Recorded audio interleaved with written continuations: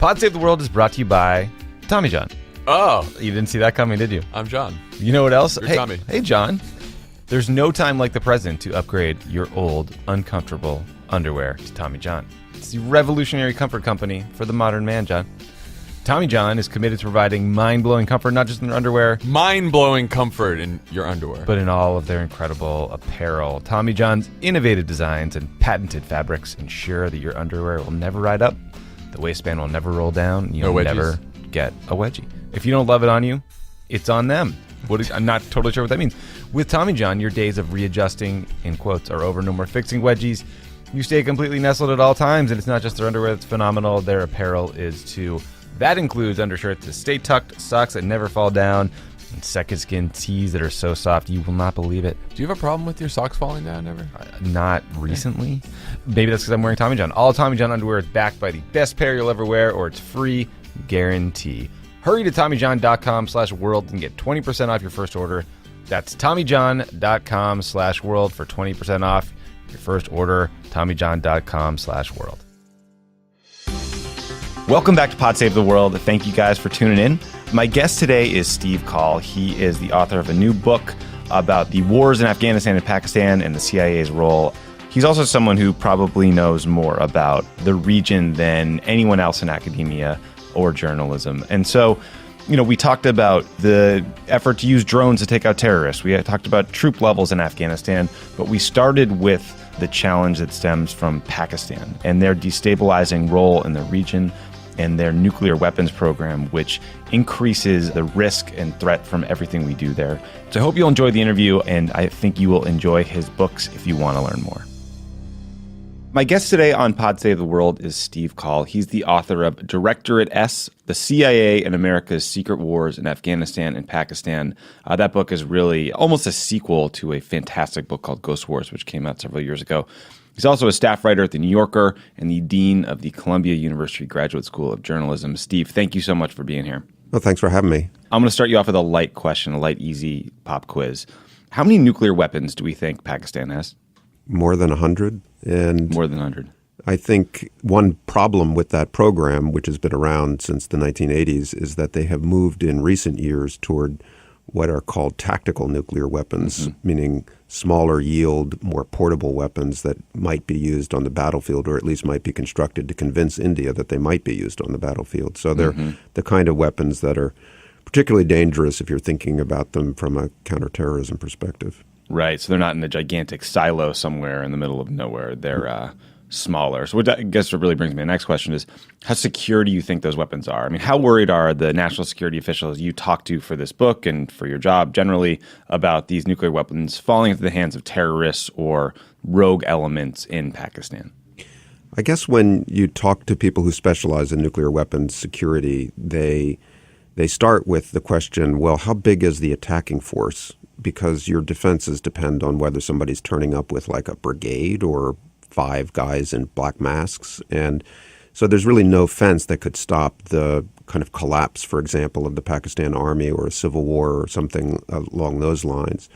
The Pakistanis are wary of our help in this area because they suspect that we might be looking to neutralize or identify where their weapons are. And so when we offer, for example, sophisticated knowledge about how to essentially put a lock on a nuclear weapon, they tend to be, yeah, thanks, we already know how to do that.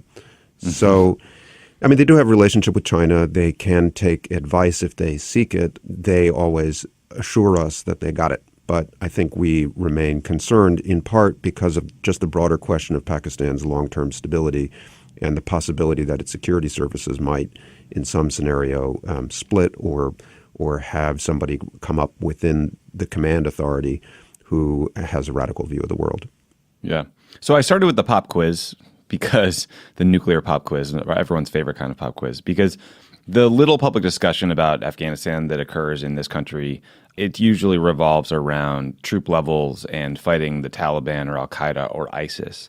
But do you think we'd be in Afghanistan if not for the risk that is seen in Pakistan's nuclear arsenal? I think probably not. And I think the challenge of Pakistan's stability and the role of its nuclear weapons in both deterring us from taking direct action that might destabilize the country further and as a reason to try to stabilize the region.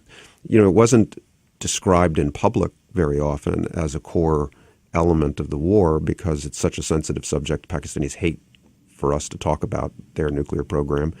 But I think in the decision-making, it was always there. Yeah, so you mentioned something there. It's like there is a constant concern about what we do or what we say across the border. How much do you think that concern about the Pakistani response has hamstrung us in our policy goals over time?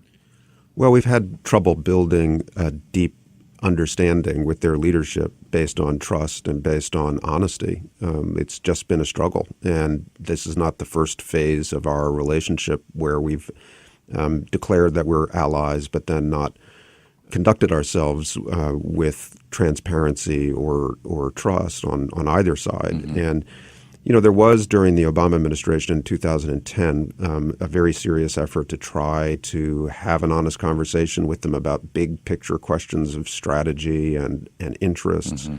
And that was probably as close in the modern era as the Pakistanis have come to answering our basic question, like, what do you want to get you to change your conduct in relation to these Islamist militant clients that are causing us so much grief and mm-hmm. the region so much instability. And, there's this scene in the book where the leader of the Pakistan Army, Ashfaq Kayani, who was also a former ISI director of the Pakistani Intelligence Service, he writes a series of papers into the National Security Council. The first one's very bland and it looks like it just was written by the Foreign Ministry, kind of just talking points. Second one goes a little farther. And the third one, which Doug Lute, who led the Afghan-Pakistan policy at the National Security Council at that time, he called it Kayani 3.0. It was pretty specific and a little bit bracing mm-hmm. for the Americans to read because it was essentially, you say, what do we want in order to have a different kind of relationship and maybe pursue different policies? We would want a free trade agreement. We would like the civilian nuclear deal that you gave to India. We want help with our energy deficits. We want to negotiate more successfully with India for access to water. And, I think the specialists took that paper in and they said, well, I'm not sure we can do this. I mean, this is politically a big stretch. But it was at least an exchange about what's really at issue for Pakistan. Then, of course, we get to 2011 and the whole relationship fell apart because of Raymond Davis and the killing of Osama bin Laden and so on. I want to ask you a little more about the Pakistani leadership and that sort of double game you talked about. But let's talk about Ray Davis for a minute, because I was actually in the White House at the time. Can you tell that story of who Ray Davis was and what he did and why that was such a disaster for U.S.-Pakistani relations? Yeah, so he had a career in special forces and intelligence and had been abroad for some time. But when he comes into the picture in Pakistan in early 2011, he's working as a contractor for the CIA at their base in Lahore, Pakistan, which is in the heart of the Punjab, closer to India than to Afghanistan. But it's an area that has these Kashmir-oriented militants and terrorists, including groups that had carried out the Mumbai attack. And the CIA had turned its attention to some of these groups. And Raymond Davis's job was basically to go around and scout locations and to set up meetings for career CIA officers with their sources to make sure that those meetings were secure. And so he was driving around Lahore, which is a very busy city, in his own vehicle without anyone else in the car, and he had a pistol with him, and he had a bunch of burglars' equipment, turned out, and he was apparently scouting some routes that he would use for other meetings, and he saw a couple of guys on motorcycles behind him that looked as if they were preparing to rob him. In fact, they flashed the bore of a gun, by his account, at an intersection, and then he drove to the next intersection. He took his pistol out, and the guys pulled up alongside him on their motorcycle and again flashed their weapon to indicate that he should, cooperate with them. And he picked up his pistol and shot one of them dead through the windshield. And then the other one ran away, and he got out of his vehicle, took a few paces, and shot that guy dead in his back as he was fleeing. Then he calmly took out a digital camera or his phone and took pictures of his victims to indicate, I think, that they had been armed. And he got back in his car to try to get away. Well, now a mob gathered, tried to prevent him from leaving, followed him, and eventually he was arrested by the Pakistani police.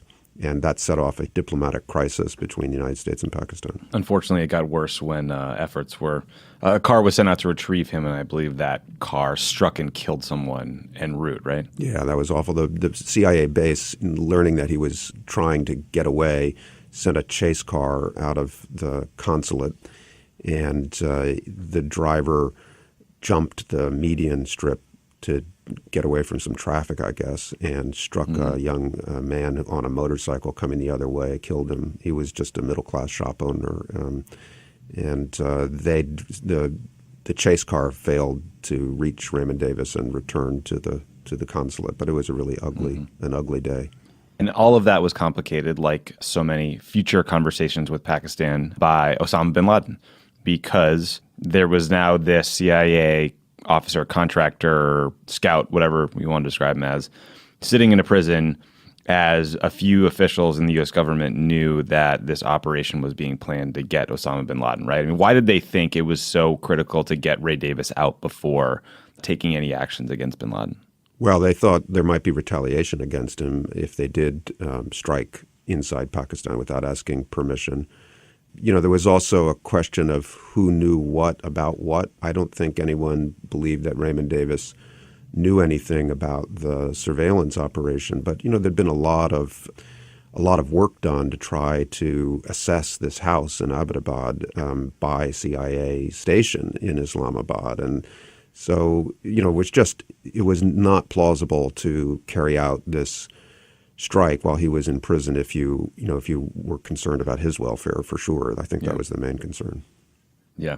So eventually we got him out, but it took an enormous amount of diplomatic effort, and there was an enormous cost to relations between the U.S. and the Pakistanis. But I think that story helps paint a broader picture about the relations we have with the Pakistani intelligence service. I mean, the book is named Directorate S, which is the covert action arm of the ISI, or the Inter-Service Intelligence Agency, which is the Pakistani intelligence service. I think they epitomize that sort of fraught, confusing relationship we have in the region. On the one hand, they've been a critical partner in our counterterrorism efforts. They have access to places we don't get to. They can penetrate, pay off whatever terrorist networks that we can't. But they also support terrorist groups that are working to destabilize Afghanistan. We spy on them, they spy on us. Can you explain a bit of that fraught relationship and the double game the ISI plays and how we manage that? Yeah, I mean, it goes back, you described it very well. I mean, it goes back to the 1980s when we were collaborators in that kind of business against the Soviet occupation of Afghanistan. So it was the partnership among the CIA, the Saudi intelligence service, and the royal family, and ISI that funneled all this money and weaponry to the Afghan Mujahideen who were fighting the Soviet forces. And that was when ISI grew into a much larger and more corrosive institution in Pakistan. And its covert action arm also really seized upon this strategy of using radical Islamist militias as clients in order to challenge first the Soviets, but then later in Kashmir, India. And so we left after the Soviets left, more or less, and ISI continued. And the Taliban became their principal client during the 1990s as the Taliban, in the midst of a terrible civil war, kind of swept as the purifying movement to end the war and took power. And by 1996 had taken Kabul and controlled most of the country. And ISI was their main patron. It was barely clandestine. They ran all their supply lines and military training and supplies through Pakistan. And so that's what we encountered on 9/11. The Taliban harbored al-Qaeda. Al-Qaeda carried out the September 11th attacks. The Taliban didn't participate in those attacks, but they were complicit because of the sanctuary they provided. And when we came in, we confronted an ISI that had essentially nurtured the movement that harbored the killers of September 11th. So we had this very complicated history. And we said to ISI, well, now you're going to have to switch sides and work with us. And they did so for a few years, especially against kind of foreign al-Qaeda that were inside Pakistan after they fled Afghanistan in 2001. They carried out some, pretty significant arrests, Khalid Sheikh Mohammed, Ramzi bin al-Shibh. But then, we went off to fight a war in Iraq, and they saw Afghanistan becoming a kind of post-American landscape again, and they went back to their old playbook.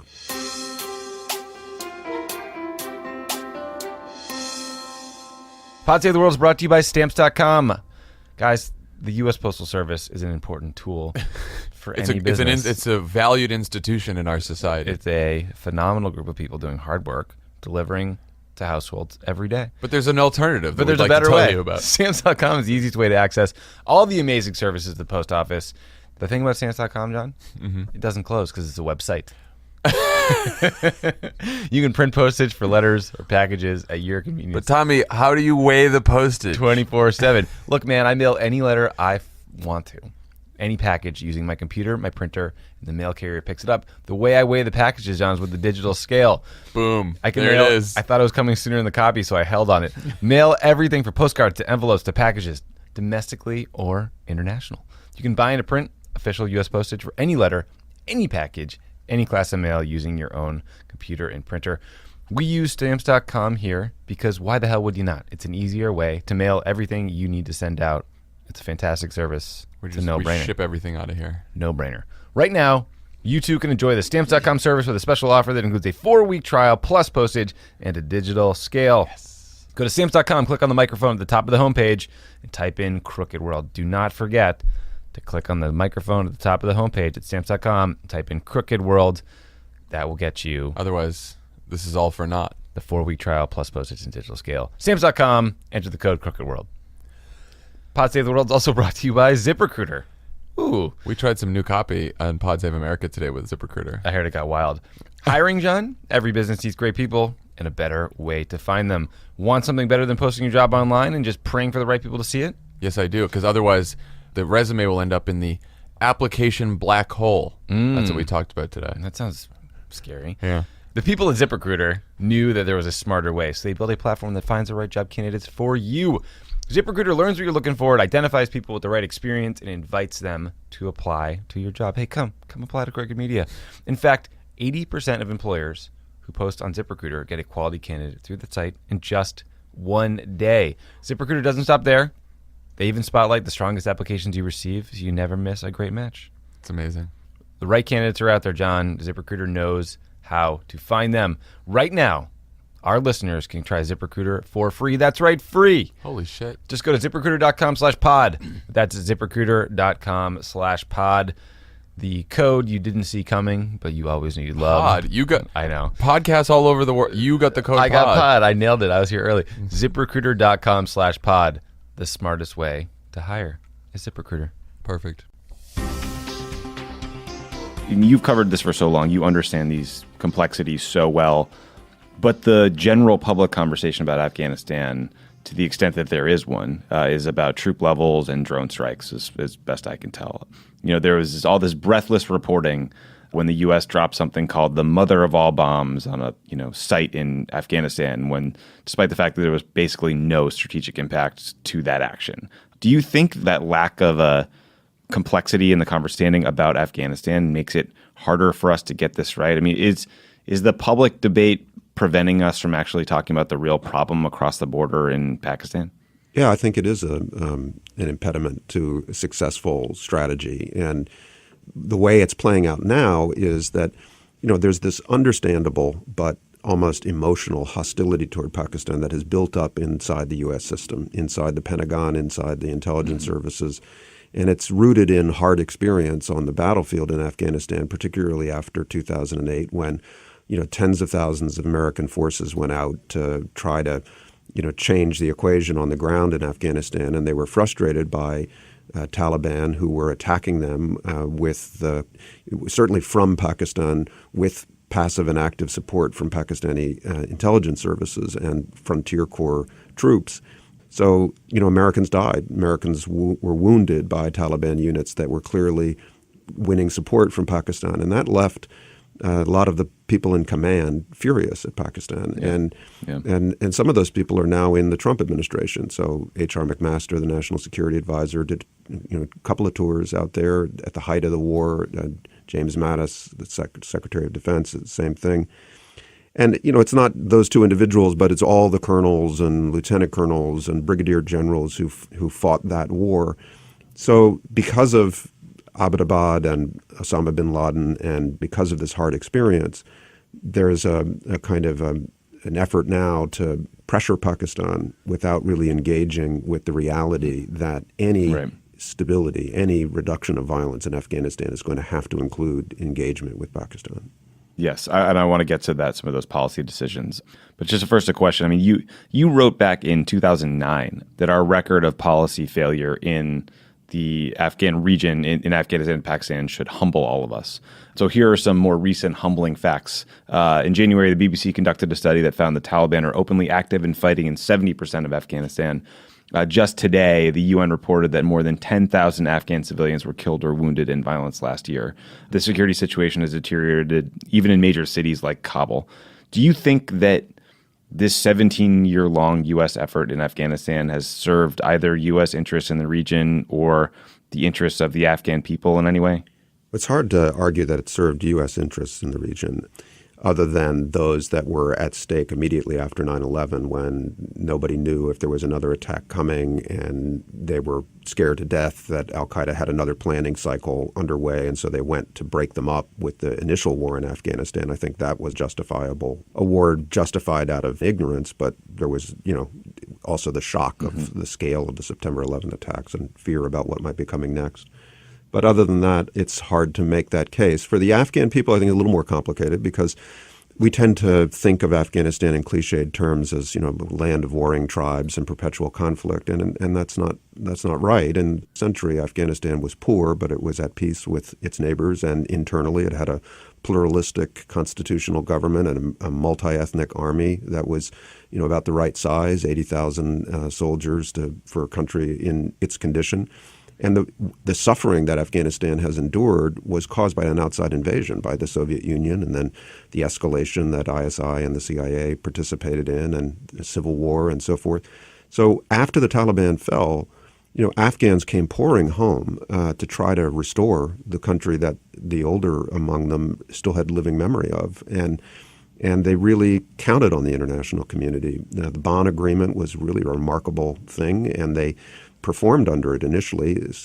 They wrote their constitution based on the constitution they had in the 1960s. They staged a successful presidential election with high participation. They staged a successful parliamentary election. And if we hadn't gone off to fight the war in Iraq, if we hadn't been so ideologically opposed to providing reconstruction assistance in that period, say 2002 to 2006, they might have gotten the support from the international community that I think they deserved. Since then, that government has fragmented. There's still a big population in the cities that counts on the international community to forestall another civil war or the Taliban comeback. So it's kind of hard to argue that they should just be abandoned. But dropping bigger bombs on the Taliban in the countryside is clearly not going to change the war. Yeah. I mean, you report this out in the book, and it's also, heard in almost every public declaration a policymaker makes about Afghanistan, which is that there is no purely military solution to this war, in particular against the Taliban. There has to be some sort of reconciliation process, a political solution, peace talks. And yet this emphasis is on troop levels, taking out bad guys. I understand the frustration that probably everyone who's dealt with the Afghanistan policy feels about imperfect partners in Afghanistan, right? Right now you have literal warlords serving in government. You have a literal mass murderer was the vice president. Longtime President Hamid Karzai was erratic and unstable. But what do you think the best way to increase the sort of softer assistance and the diplomatic effort we've put forward into Afghanistan that might have actually improved the situation and allowed us to deal with partners like those who are imperfect at best? Well, I think you have to bring the regional governments into the picture as much as possible. I mean, the Obama administration had a really difficult hand to play after inheriting the war in 2009, and particularly the problem that was more severe then than it is today was that Pakistan was falling apart. And the big project had to be to prevent Pakistan from collapsing. I mean, remember in 2009, the Pakistani Taliban at war with the Pakistani state were rocking Pakistani cities with car bombs. They were even attacking their paymasters at ISI. They blew up an ISI building in Lahore at one point. They came marching out of a region in the mountains called Swat, and people thought in the spring of 2009 they might enter into Islamabad. And this is a country, as we started talking about, that has nuclear weapons. Yeah. You don't want the Taliban in charge of it. And so an unintended consequence of the war in Afghanistan was the massive destabilization of Pakistan when al-Qaeda migrated across the border into Pakistan and hooked up with local groups that ISI had succored over the years for its misguided foreign policy purposes. And so that Frankenstein monster just went on a rage between 2007 and, say, roughly 2014. And Pakistan endured the worst terrorism it's ever known. Now, they have gotten a grip on the country since then, the army, security services. I mean, it's not without terrorism, but it is much better than it was during the Obama years. And so there is an opportunity to go back to talking and not be quite so intimidated by Pakistan's own instability. But the bigger picture is everybody in the neighborhood wants to prevent another Afghan civil war. It's not in anybody's interest to see Afghanistan collapse again. China certainly doesn't want to see that. Central Asian republics to the north of Afghanistan don't want to see that. Iran does not want to see that. Pakistan, though they're responsible for a lot of the trouble in Afghanistan, certainly don't want a civil war because they know that it'll spill back into Pakistan. So there is, in fact, enough of a common interest in stabilizing Afghanistan to undertake really active regional diplomacy. It's not going to be easy and there's no panacea, but that's what I think needs to be resourced. And the Taliban are part of the picture too. Talking to them, having contact with them is essential because they're going to come under pressure only if the governments that support them decide that they want to change the equation. And that's where it gets very complicated. I mean, when it comes to talking to the Taliban, you start with who do we even call, right? I mean, the Obama administration literally tried to work with them to set up a Taliban office that could be used for these sorts of negotiations. But even getting to that point was fraught, right? Yeah. Well, we had never really thought about talking to the Taliban before the Obama administration. The Bush administration had a clear policy of treating the Taliban as if they were al-Qaeda, which I don't think made much sense looking at the facts, and it certainly didn't make much sense in terms of having a strategy to complement military action with negotiations. So when the Obama administration came in, they appointed, both at the National Security Council and at the State Department, a cell essentially to try to figure out whether there was somebody to talk to. And the book describes how in the first really year plus, I mean, it was just about trying to figure out who's out there. And and the British, you thought maybe MI6 has some longstanding set of contacts. They didn't have any addresses. They didn't have any phone numbers. And eventually this guy surfaces. There was a little bit of, as it turned out, turmoil in the Taliban leadership about who their political representative was going to be. And they changed their kind of chief negotiator and fundraiser, and eventually made it known first to the Germans and then to the United States who we should talk to. And that guy was a young guy named Tayyib Agha in his 30s who had a long history as a personal aide to Mullah Muhammad Omar, the emir of the Taliban. And so we did eventually start talking to him. And I think achieving that political office, even though the negotiation was collapsed and was a failure, and it was complicated by Hamid Karzai's not wanting it to happen and by ISI's role. But, we did at least establish that there was a political wing of the Taliban, and they still have that office in Qatar. People go talk to them, probably more Europeans than anybody else. But if somebody wanted to get back to trying to connect regional diplomacy with the Taliban's position in the war, at least now there's an address. Yeah. Any talks with the U.S., the Afghans, the Pakistanis, and the Taliban are going to be complicated, right? No harm in trying.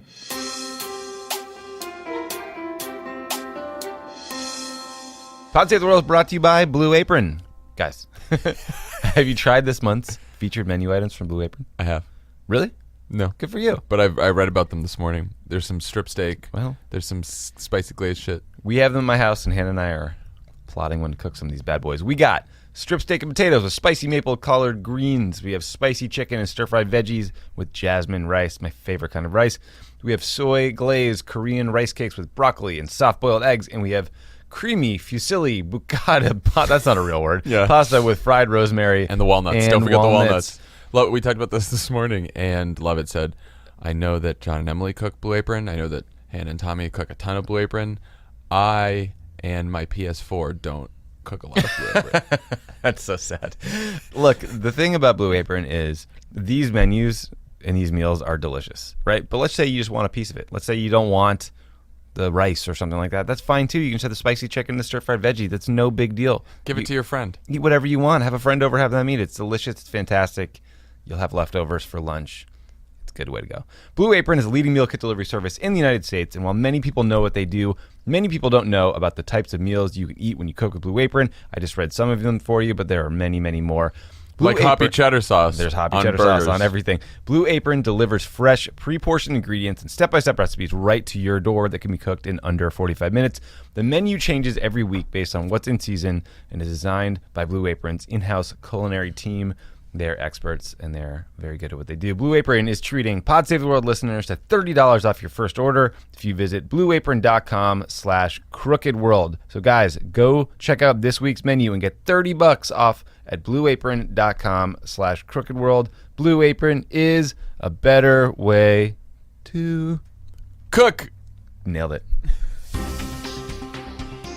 If you'd ask anyone on President Trump's senior foreign policy team until pretty recently what their policy was in Afghanistan, it would essentially have been what Obama was saying in 2009, which was we should fight our way to the negotiating table. Now, Trump's doing it with, a tenth of the number of troops that Obama had at his disposal at that point, but ultimately it's largely the same.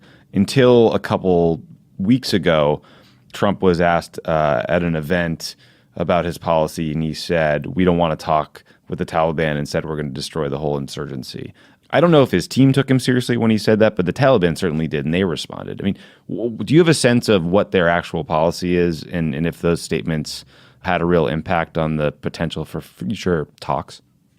I think their policy is what you described, that it has the same contradictions that we've seen in both the Bush and Obama years, where there's an acknowledgement that, outside of the president anyway, that the war can't be won on the battlefield and that we're fighting them to the negotiating table. But then the only kind of line of policy that is resourced to the max is the military side. I think they see themselves as being more, sort of consistent and putting pressure on Pakistan by suspending aid, by declaring, as Vice President Pence did, I think, that we will stay in Afghanistan until the last terrorist is gone forever, and that somehow this combination of toughness on Pakistan and resolve will cause the Taliban to realize that they should negotiate. Now, I'm skeptical about that. I don't see the record to support that hypothesis, but that's what they, I think, see themselves doing. You mentioned their cutting off of aid to the Pakistanis. I mean, I think in early January, they said they would cut off security assistance to Pakistan in an effort to isolate them and change their support for some of the violent proxies we talked about early, like the Haqqani Network or LET. Do you have any sense of whether that decision has been effective or how it has been received within the Pakistani system? Yeah, I don't think it's been effective yet, and it may never be. We sanctioned Pakistan for a decade, even more severely than this, over their nuclear program, and it didn't change their conduct then. And in many ways, they're in a more resilient position now because their most important ally is China, always has been, and China is obviously a much bigger country with many more financial resources than it had in the 1990s. So I see Pakistan nesting inside their relationship with China, trying to draw other regional governments into their alliance with China at the expense of the United States. I think publicly shaming Pakistan is not a great strategy, and it's only going to provoke deeper nationalism in an already fiercely nationalistic country, and especially in the army. And I think they see themselves as kind of countering the American pressure primarily from the strength of their relationship with China, but also they'll look to Iran and to Central Asian governments, even to Russia, none of which really wants the United States to have a long-term military presence in Afghanistan as a counter to whatever pressure the Trump administration puts on them. I think the one thing that might make them nervous, and you can see this in the headlines, the Pakistanis, is they don't want to be illegitimate in the international system. And whenever they've been threatened with the possibility of being listed, for example, as a state sponsor of terrorism in one regime or another, they've really scrambled to try to avoid that. And China protects them at the UN against anything of that type. But if the U.S. were to really go after generals and impose travel sanctions or that sort of thing, that might rattle them a little bit. I'm not sure it would have a very healthy result. They may seek to escalate through the Haqqanis in Afghanistan in response to this pressure. I don't know how to interpret those horrible mass casualty attacks that followed the announcement of the suspension of security aid. Maybe they were indigenous and unrelated, but it wouldn't be unusual for ISI to try to respond to pressure with pressure of its own. Yeah, I noticed that as well. I've been hesitant to sort of hang that escalation on the Trump administration's policy decision because I just haven't seen any evidence tying the two, but certainly the timing is notable. Yeah, I agree with that. So we talked about the structural weirdness here, that we're fighting a war in Afghanistan, and yet there's this safe haven in Pakistan where terrorists are allowed to plot and plan and train and get support from the ISI, the Pakistani intelligence. Go back to 2009, the Situation Room. Obama is in there with his top generals talking about what to do, whether to send tens of thousands of more troops and how to address the war. Vice President Biden essentially pushed for taking out troops, setting up a more robust drone strategy to take out terrorists on a case-by-case basis.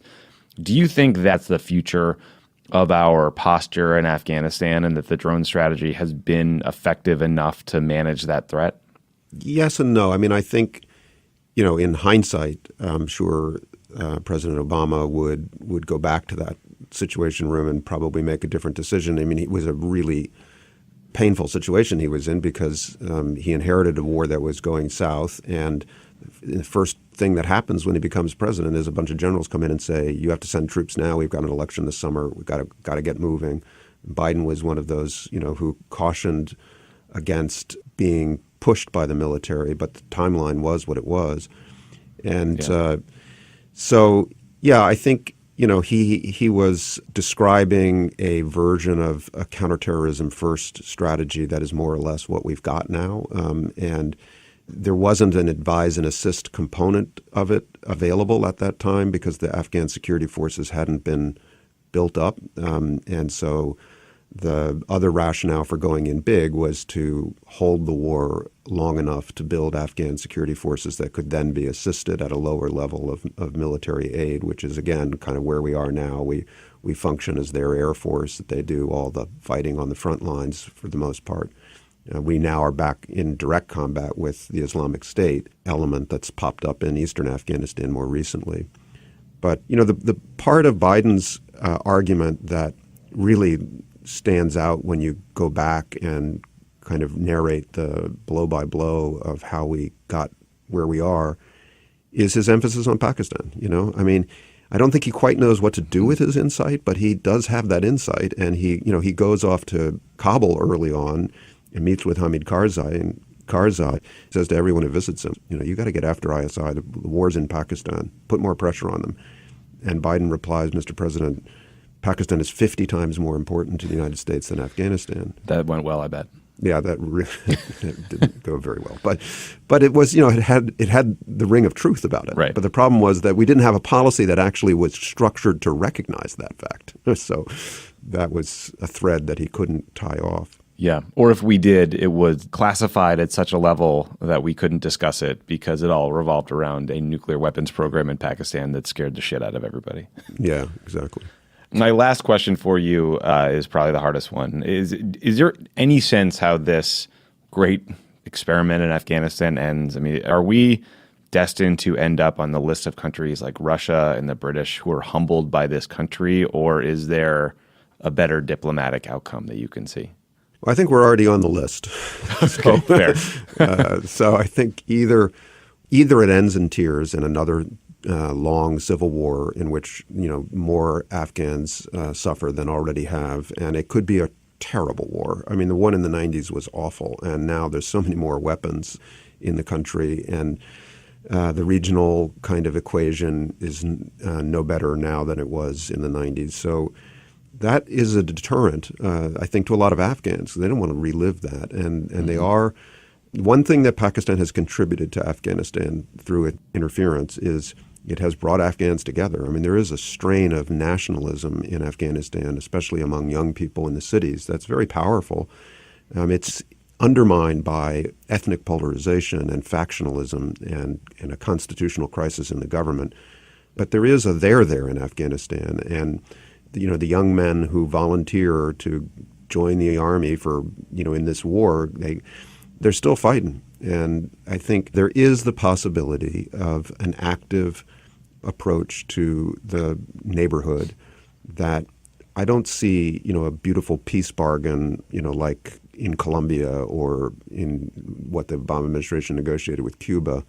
But I could see the reduction of violence, the gradual incorporation of more Taliban in politics, both formally and informally. There's already a lot of Afghan to Afghan kind of truce negotiations that go on because they have their own war apart from the international community's version of it. And the idea would be to make it much less necessary for us to have 15,000 troops and to internationalize the counterterrorism mission that will be around for another 10 or 20 years at least. That's an important point that I hear you make often, which is that not every diplomatic effort ends with a grand ceremony and everything fixed. It's a grinding, piece by piece work that cleaves off little pieces and factions and slowly reduces violence and helps the population and, frankly, everyone involved. Exactly. That's the way the world works. Once in a while you can see an opening to do something more complete, but especially in a civil war like this, that's a reason to get up and do the work because you can make a difference. Yeah, just have to try. This is one of the most complicated issues that any president will face probably for the next decade or two. I don't know that anyone in academia or journalism knows more about Afghanistan or Pakistan than Steve Call. His book, Directorate S, The CIA and America's Secret Wars in Afghanistan and Pakistan, is available for purchase right now. You should buy it. You will learn more from that book than I did in 4 years at the White House. So check it out. Thanks a lot. Thanks for having me. Really appreciate it. Thanks again for listening to Pod Save the World. If you like the show, rate us and review us in the iTunes store. It means a lot to me, and it helps people find all these substantive conversations that you've enjoyed. Thanks, guys.